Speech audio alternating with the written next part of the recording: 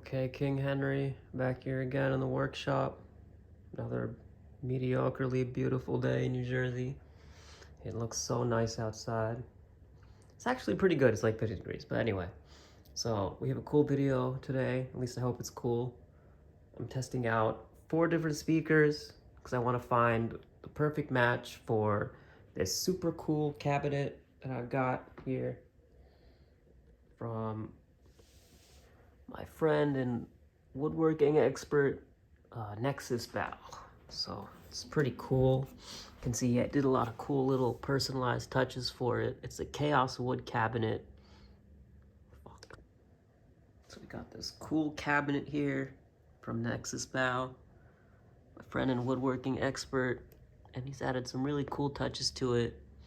So it's basically a Chaos wood cabinet, so it's constructed of ash, maple, sapele, walnut, and oak. You can see it's just gorgeous. It's really beautiful. It's really well constructed. You can even see like the finger joints are stunning. And I ordered him like a grill cloth from Weber, just a plain black, because we wanted to highlight the natural beauty of the wood. And he added this accent of like this like teal or like blue-green baffle board, and you can see the color shines through really beautifully. It's really, really cool. I really like the way it came out. And I've added a couple things to it. One, the speaker jack, which isn't in the cabinet yet. I took it out because I'll be mounting the speaker inside here, and that just goes on a panel here on the bottom. And I've routed it. So I had to do a few things just to prepare this for actual production use. I have the baffle board, or the backing board here with jack that I added. So I had to drill a hole for this and just basically add this in. And I chose to use these brass screws because I just really like the way they look. I know usually you're supposed to use the black screws for the speaker jack, but I kind of like the way these are offset. They're a little bit above the jack, and I think they accent the wood colors nicely. And yeah, so I had to just route out a hole and sand it to polish it off. So it comes out pretty good. It's a nice jack from Weber speakers. And that will go on the bottom here. And so basically my goal here is to find a speaker that suits the cabinet best, cabinet and like my playing style, because I'm going to be using this myself. I'm not planning on selling it because it's basically a one-off prototype for now. Of course, if you're interested, you can always contact me. We can figure out a deal or arrangement if you really want it. But basically what I want to do is I want to figure out which speaker suits the cabinet best, and I want to be able to bring out the frequencies and highlight the tones that the woods used in this cabinet will accentuate best. So I found that like this cabinet, since it's made of like these varying woods, it's rather harmonically complex. So it tends to like have a lot of different variations in tone, and which is really cool. I like what it's doing and what kind of tones I can get from it. But I think it really needs a nice speaker to really bring out its character, true character. So I've got 4 speakers here that I'm basically going to be testing with. 2 of them are Celestion speakers, and then we've got 2 Weber speakers. And this is not really a comparison of brands. That's more just like kinds of speakers and, like voice coils, dust caps, basically ribbing, and yeah, and magnet types, of course. Most importantly, you can see they're like different heights, and that's basically because 2 of them, the Webers, are both Alnico speakers, which are more like vintage correct, I guess you could say, but they just give a different tonal quality, and they're technically less efficient, so that's why in order to like have the same power handling, they tend to be larger than the compared to ceramic magnets. Another thing to note is the cones themselves are very different. So like this one doesn't have ribbing, it's just a curved cone. And this is the California 12. So I've got 4 different types of cones here, basically, in dust caps. Okay, to set the stage here, for all my demos, I'll be using the Amplified Nation overdrive reverb in 50-watt power mode. And here's the settings. I'm not going to change anything on the knobs. I like the way they're set right now. So as you can see, the level's just a hair above. Actually, I'll put it down slightly. Actually, no, I'm going to leave it because I found it to be a good level of clean here. Slightly above, what is that, 9 o'clock.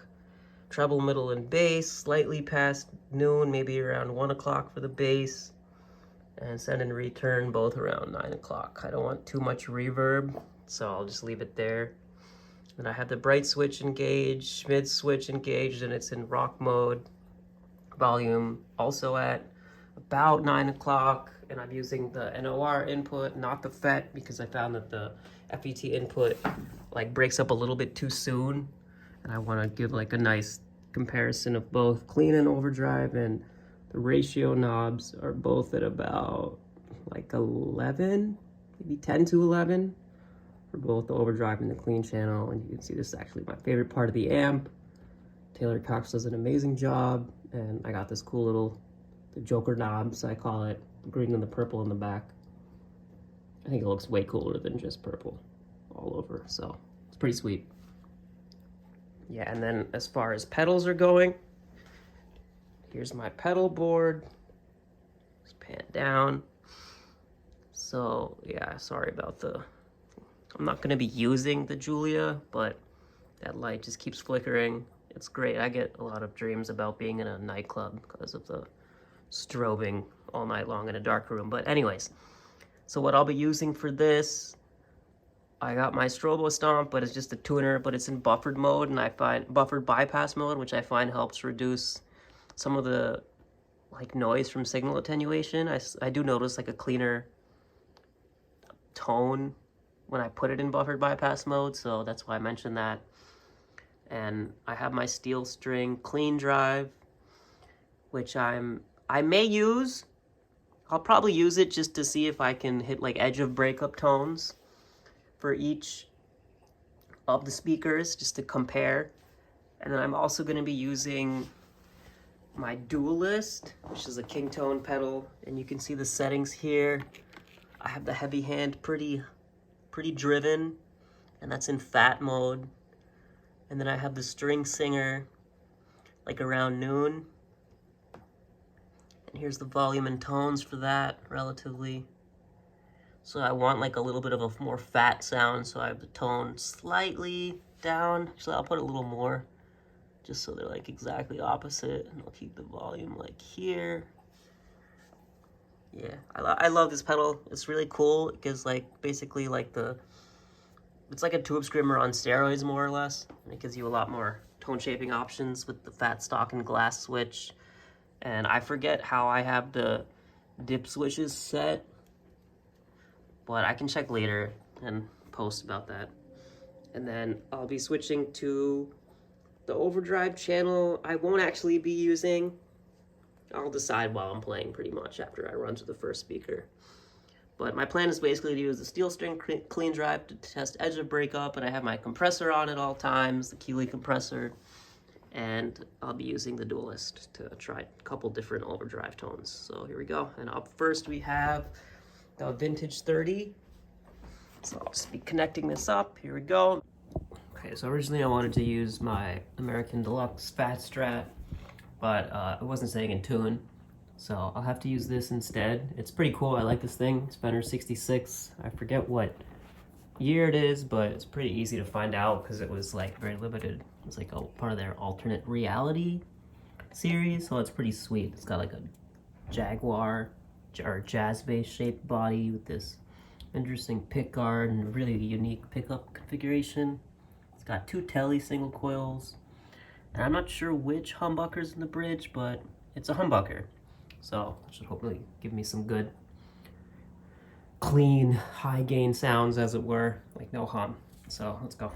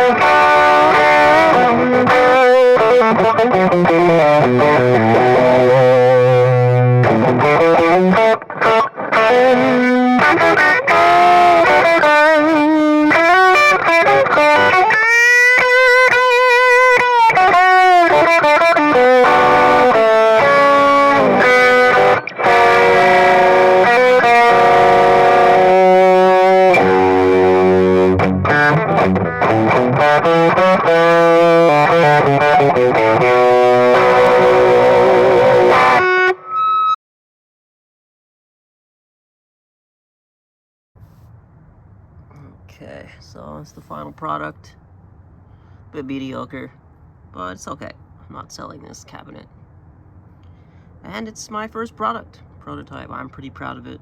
And I'm pretty proud of the speaker samples. And this is just the future of my products in general, how I'll be developing products and testing them.